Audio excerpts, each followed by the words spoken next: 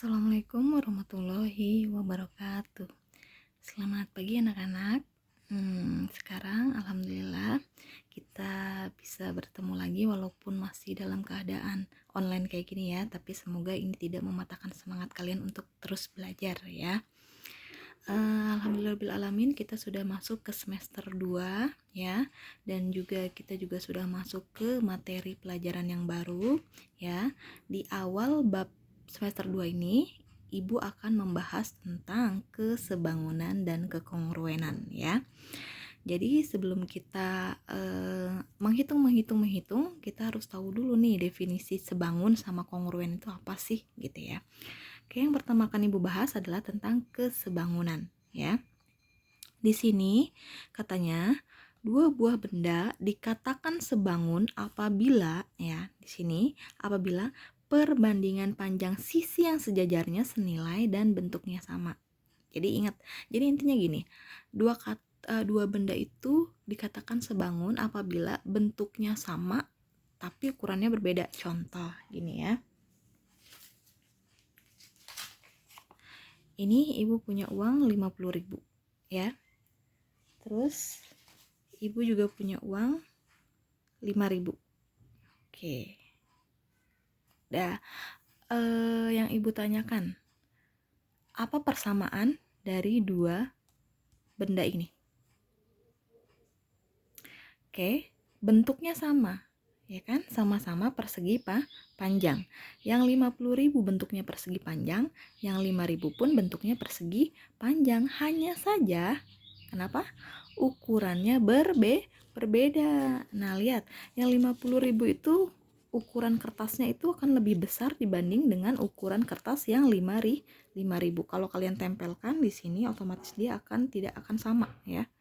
Nah, lihat, otomatis yang 50.000-nya lebih gitu ya. Jadi dia ini bentuknya sama tapi ukurannya berbeda. Apakah ini sebangun? Belum tentu. Karena apa? Karena kita harus mengecek apakah perbandingan setiap panjang sisinya ini sama ya. Bu, maksudnya gimana? Gitu. Oke. Maksudnya gini. Gini dulu ya. Kita lihat dulu syaratnya ya. Syarat untuk kesebangunan itu ada 2 ya. Yang pertama syaratnya adalah panjang sisi-sisi yang bersesuaian mempunyai perbandingan yang senilai. Ini syarat yang pertama. Yang kedua, sudut-sudut yang bersesuaian sama besar. Oke, Ibu ambil contoh di sini. Ibu ambil contoh. Nah, kalian lihat gambar A dan gambar B ya. Kedua gambar ini ya bentuknya sama ya. Sama-sama apa? Sama-sama persegi panjang. Ya kan ya? Kenapa Ibu bilang ini persegi panjang bukan persegi? Coba kalian hitung kotak-kotaknya. Kalau ke kanan dia 1, 2, 3, 4, 5. Ada 5. Kalau ke bawah dia ada 4.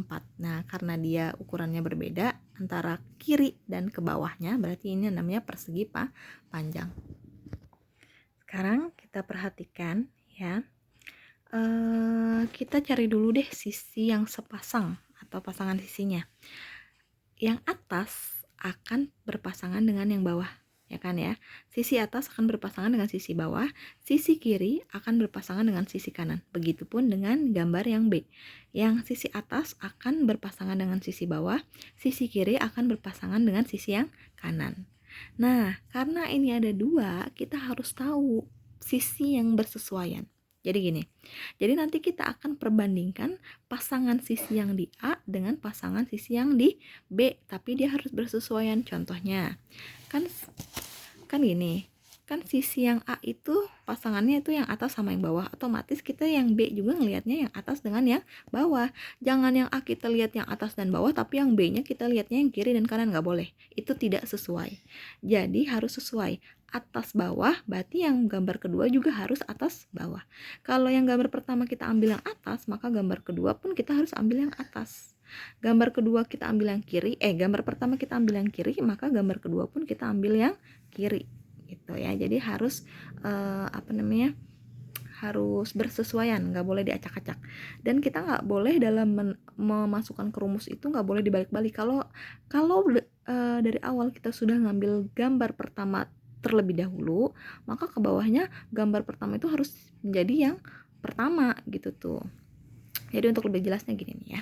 Oke, sekarang kita hitung dulu. Ini sisi yang atas berapa panjangnya? 1, 2, 3, 4, 5. Ada 5. Hitunglah 5 satuan. Ya kan ya? Nah, terus sisi yang di sini berapa? 1, 2, 3, 4. 4 satuan. Oke, ya. Jadi kalau di atas 5, maka di bawah pun otomatis 5, ya kan? Terus kalau di kiri 4, berarti di sini juga 4 gitu. Nah, sekarang kita lihat yang gambar kedua atau gambar yang B. Kita hitung dulu. 1, 2, 3, 4, 5, 6, 7, 8. Ada 8 ya. Ini 8, otomatis di bawahnya juga 8. Terus 1, 2, 3, 4, 5, 6. Di sini 6, otomatis di kanannya juga 6 gitu ya. Nah, kita kasih aja ini adalah gambar 1 ya. G1 itu gambar 1, di sini adalah gambar kedua gitu ya.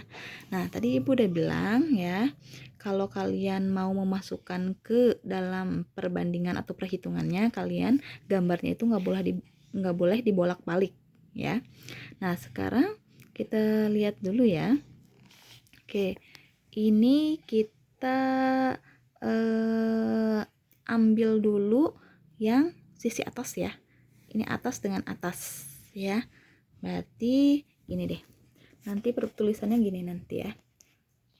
Yang pertama yang akan mau kita ambil adalah yang atas ya.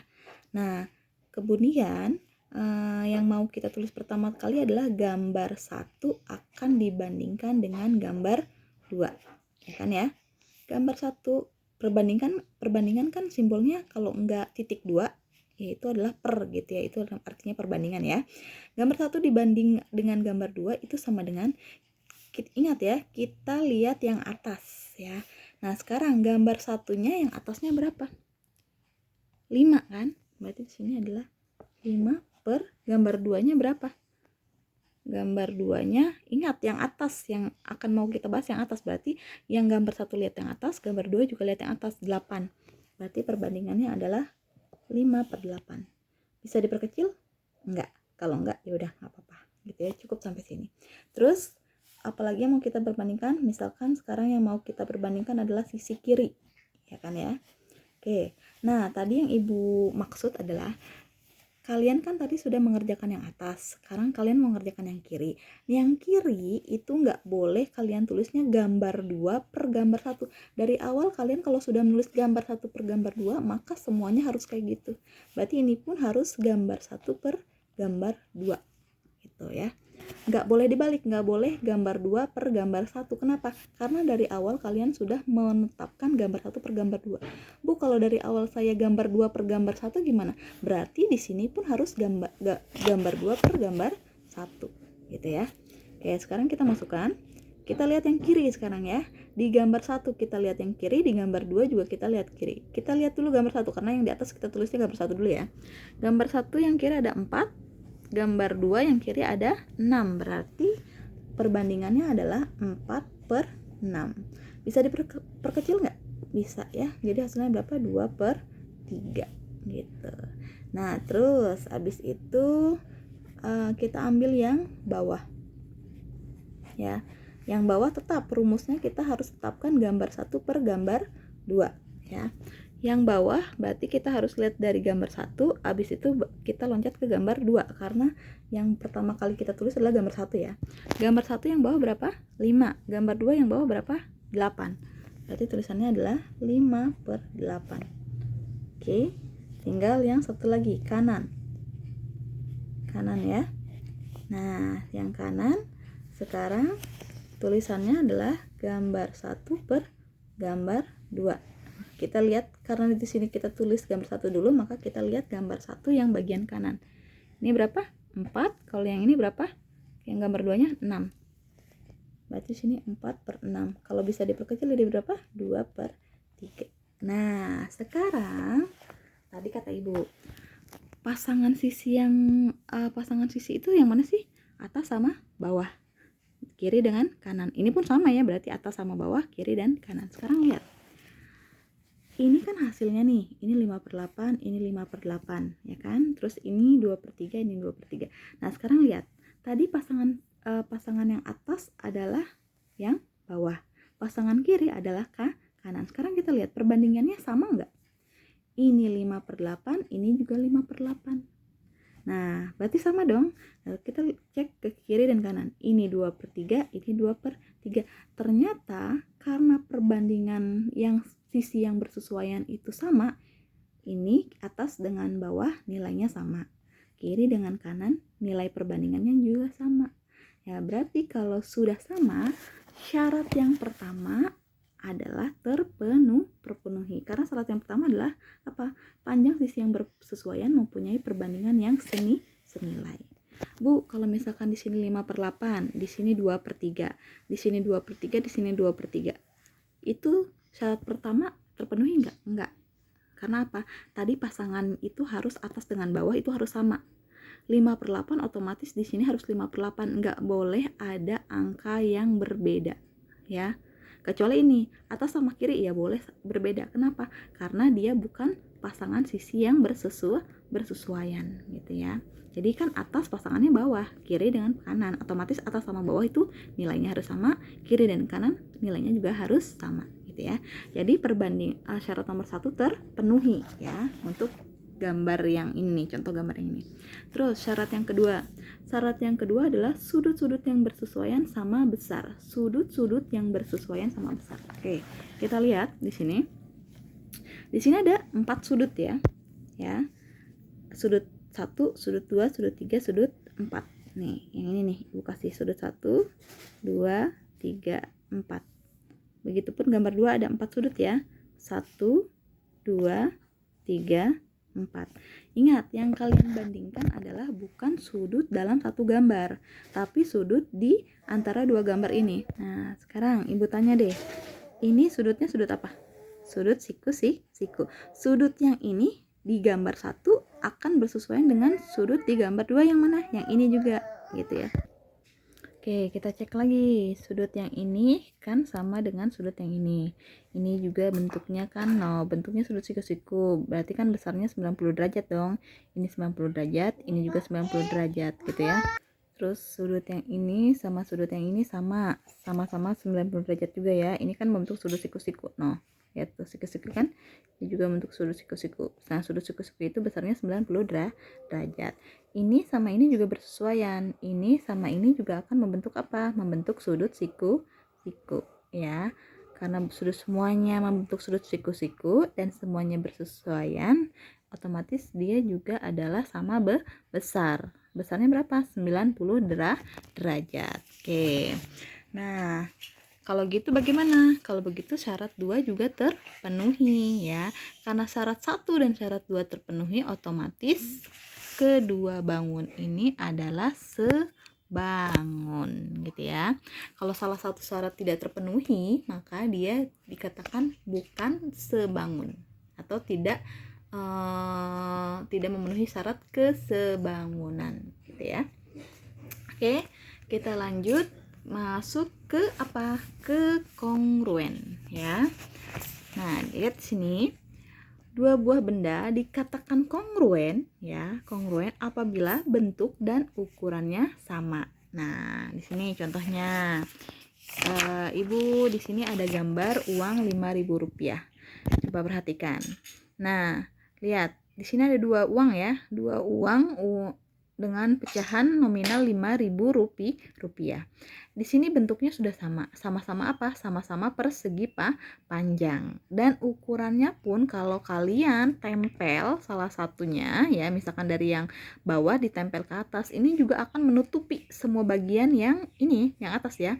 Karena kenapa menutupi? Karena ukurannya juga pasti sama. Nah, karena bentuk dan ukurannya sama, otomatis dua buah benda ini dikatakan kongruen gitu ya. Nah, contoh lagi di sini. Di sini ada gambar lantai atau ubin ya. Nah, Di sini kalau kalian perhatikan ya, atau kalau kalian bayangkan, kalian bayangkan ubin kelas deh ya, ubin sekolah atau ubin kelas itu. Nah, lihat di sini ya. Ini sama ini ya kan ya. Ini bentuknya sama nggak? Sama-sama persegi ya. Dan kalau ditumpuk itu otomatis akan menutupi tumpukan yang lain. Karena apa? Karena ukurannya juga sama. Kalau ukurannya sama dan juga bentuknya sama, maka dia dikatakan sebagai kongruen ya. Kalau bentuknya sama, ukurannya sama, otomatis sudut-sudutnya juga akan sama ya. Jadi dia dinamakan dengan kongruen. Jadi syarat kongruen juga ada dua sebenarnya. Syarat kongruen adalah apa? Pertama, sisi-sisi yang bersesuaian dari bangun tersebut sama panjang. Tadi udah Ibu jelaskan ya, ukurannya itu sama. Kalau misalkan di sini 5, otomatis di sini juga 5. Di sini otomatis juga berapa? 5. Ini juga berapa? 5. Kalau di atas 10, maka di bawah juga 10. Nah, otomatis gambar yang kedua juga atasnya 10, bawahnya juga 10. Karena apa? Karena ukurannya sudah pasti sama gitu ya. Nah, terus yang keduanya adalah sudut-sudut yang bersesuaian dari sini ya. Sudut-sudut yang bersesuaian dari benda tersebut maksudnya ya. Dari benda tersebut sama besar. Nah, sama tadi. Ini ya kan bersesuaian dengan yang bawah ini nih ya, yang atas sudut atas kanan sama sudut atas kanan. Sama-sama 90. Nah, terus otomatis di sini juga dia bentuk siku-siku ya, 90 derajat, otomatis di sini juga 90. Nah, karena ini sama semua, besar sudutnya juga 90 derajat, otomatis dia juga syarat kedua terpenuhi dong ya. Kalau syarat 1 terpenuhi, syarat 2 terpenuhi, maka ini dua benda tersebut dikatakan kongruen gitu ya. Jadi syaratnya sama, kongruen itu ada 2. Nah, kira-kira kalian bisa nggak menyebutkan benda apa lagi sih yang kira-kira sebangun dan kongruen? Ya, contohnya, Ibu punya buku ini. Ini bentuknya adalah persegi panjang, sama dengan yang ini. Ini juga bentuknya persegi panjang ya. Tapi apakah ukurannya berbeda? Apakah ukurannya sama? Oke, bentuknya sama, otomatis ukurannya belum tentu bentuknya sama tapi ukurannya belum tentu sama ya, gitu ya. Udah kelihatan banget nih ukurannya berbeda, gitu ya. Apakah dia sebangun atau kongruen? Kongruen otomatis bukan. Apakah dia sebangun? Sebangun, berarti kita harus memenuhi dua syarat tersebut. Berarti kita harus menghitungnya dulu, gitu ya. Oke,